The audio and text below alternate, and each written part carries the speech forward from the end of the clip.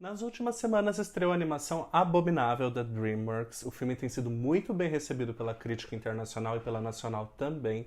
Eu assisti logo na estreia.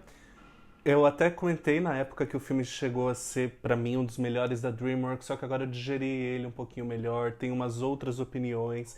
Tem uma mensagem desse filme que mexeu muito comigo, eu não entendi muito bem na hora, mas depois eu vi, entendi e quero compartilhar com vocês algo que a Disney, a Pixar e a DreamWorks têm feito conosco nessa década. Então, se você quer saber mais sobre o que eu penso sobre isso, não sai daí.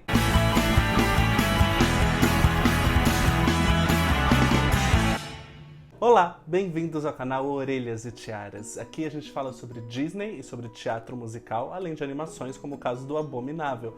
Se você gosta desse tipo de conteúdo, já se inscreve aqui no canal e assina as notificações do sininho para receber sempre quando a gente postar algum vídeo novo. Ah, e não esquece de deixar o seu like, porque isso ajuda a divulgar esse vídeo para outras pessoas que também possam gostar desse conteúdo. Provavelmente você chegou nesse vídeo porque alguém deu like. E se você quer receber notícias sobre esse universo também mais rápido, mais no dia a dia, segue lá no Instagram, @orelhasetiaras, porque tem muita coisa que acaba não valendo a pena fazer um vídeo, mas a gente compartilha por lá também. Abominável se passa na China e mostra a jornada do Yeti Everest para retornar ao seu lar no pico do Himalaia. Ele conta com a ajuda de 2 adolescentes e uma criança que percorrem toda a China para levá-lo ao seu lar. Na época, como eu disse, eu cheguei a postar que seria um dos meus filmes favoritos da DreamWorks, e ainda é. Mas eu vim digerindo a história e vi que ele tem problemas como qualquer outro. Por exemplo, como que um celular pode funcionar durante tanto tempo em uma expedição sem acabar a bateria? Por que o Everest não voltou sozinho, sendo que no final a gente vê que ele próprio poderia ter sido capaz de fazer aquilo? E o plot do vilão, que foi super esquizofrênico. Mas o que me chamou a atenção foi a mensagem do filme, que é uma mensagem de luto, que é algo que a DreamWorks já fez em um filme anterior, que foi Como Treinar o Seu Dragão 3. Assim como a Pixar e também a Disney, mas com mais força a Pixar, eles têm tentado colocar camadas nos seus filmes. Uma camada para as crianças e uma camada que é mais acessível para nós adultos. E o luto eles explicam de uma forma que é entendível por esses dois públicos. A gente vê a história sob o ponto de vista da Lia, a protagonista. Ela acabou de perder o pai há algum tempo, mora com a mãe e a avó, mas tenta compensar a ausência dele ocupando todo o tempo livre que tem. Ela não para em casa e não quer encarar a dor de frente. Muita gente sofre dessa forma, fugindo do sofrimento. O luto sempre foi um tema muito importante para mim, eu sempre gostei muito das obras que tratam ele, porque sempre foi muito presente na minha vida, na vida dos meus amigos. Todo mundo em algum momento sofreu alguma perda, se não foi perder alguém, perdeu algo muito estimado e que precisa de um processo, que cada um tem um processo muito particular de como vai lidar com isso. Um dos meus filmes live actions favoritos é o PS Eu Te Amo, de 2007, que tem toda uma jornada baseada no luto e no renascimento da Holly, que é protagonizada pela Hilary Swank, depois de perder o marido, que é o Gerard Butler. Ela precisa encontrar uma nova motivação para continuar e ele deixou cartas póstumas que ajudam ela nessa jornada. Mas depois a arte deu um outro jeito de levar a mensagem do luto pra gente, que foi por meio das animações. A Disney já fazia isso antigamente, eu vou citar isso, mas começou a ser mais recorrente. Agora, nessa década, por exemplo, um dos primeiros... Eu vou citar vários filmes, mas se vocês lembrarem de algum que eu não citei, vocês podem colocar aqui embaixo, compartilhar também como esse filme foi importante para vocês. O primeiro dessa década que eu me lembro que tratou mais da temática foi o próprio Frozen, que fez um grande sucesso em 2013, como a Anna e a Elsa reagiram de formas diferentes à morte dos pais dela, e como que isso desenrolou na história. E provavelmente a gente vai ver isso também em Frozen 2, que vai estrear agora no final do ano nos Estados Unidos. Um ano depois, a Disney tratou de novo do tema no filme Operação Big Hero. Quem não se lembra, né, da separação do Hiro e do Tadashi, quando o Tadashi morre lá na explosão. Todo aquele processo que o Hiro tem que enfrentar, que o Baymax acaba ajudando ele, é um processo de luto.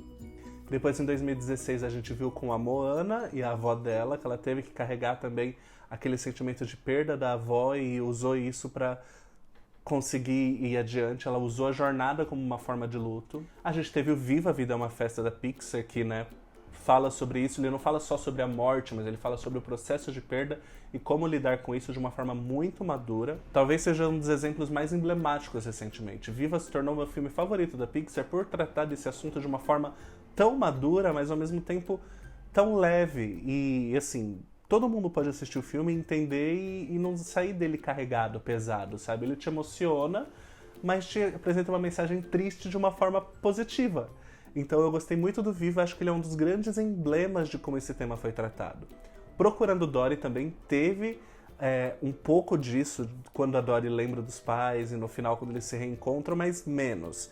Viva talvez tenha sido o maior emblema de como a Pixar tratou o luto nos últimos anos. E agora, recentemente, também a gente teve Toy Story 4. O que o Woody estava enfrentando é um luto pela perda do Andy.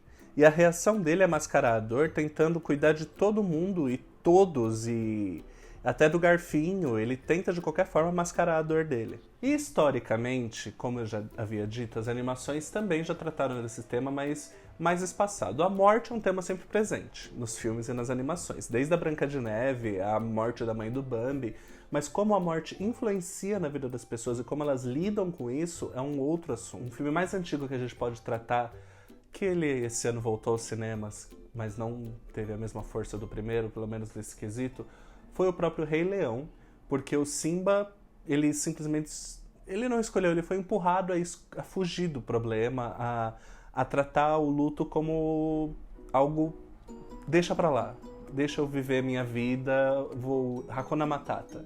Até que ele é colocado de frente, precisa encarar quem ele é, encarar aquela dor de frente. E a gente também teve o Lilo e Stitch em 2002, porque tudo que a Lilo tá vivendo no começo do filme é o luto pela perda dos pais, e a Nani também. A Nani compensa o luto dela cuidando da Lilo e sendo a mãe, a substituta, tipo, tentando amenizar de todas as formas a dor da Lilo, e a Lilo tenta colocar nas atividades cotidianas dela para entender como que ela vai lidar com aquilo. O Stitch chega justamente para ajudar elas a lidar com aquele luto. Ou seja, percebam que quase sempre tem um pet envolvido na história, né? E como não dá pra deixar de falar, tem o Up, Altas Aventuras, que o filme também é todo baseado no luto do Cole. Os primeiros 10 minutos do filme é o que arrebata, destrói todo mundo, porque é quando ele perde a Ellie.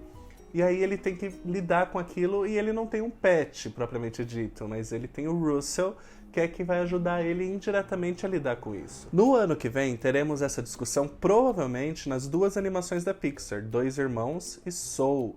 A primeira vai falar sobre dois jovens que ainda estão tentando entender a morte do pai e tentam trazê-lo à vida por meio de magia, algo banido da terra em que eles moram. E o segundo vai falar sobre o reino das almas, como elas se preparam para chegar ao nosso mundo. E ainda deve ter uma nova discussão sobre o tema em Frozen 2, porque Anne e Elsa vão revisitar o passado. Isso pode abrir várias feridas. Ou seja, o luto tem sido tratado de forma muito adulta e muito responsável pelas animações nos últimos anos. E até sem a gente perceber, ela nos prepara para perder pessoas ou coisas ou temas muito importantes pra gente. E isso é muito importante porque fomos criados numa sociedade que a gente não fala sobre morte, a gente não fala sobre perda, e é muito importante falar sobre perda, sobre morte. Então, Abominável é incrível. Tem umas cenas ali que não tem como não se identificar se você já passou por esse processo, eu super recomendo. Ele ainda está em cartaz. Eu acabei não fazendo uma resenha completa sobre ele, mas eu acho que seria importante pelo menos discutir esse tema que está dentro do filme. Bom, me conta aqui embaixo se você lembrou de mais algum filme que mexeu com você nesse sentido. Não esquece de se inscrever se você não for inscrito. A gente se vê no próximo vídeo. Até lá! Tchau, tchau!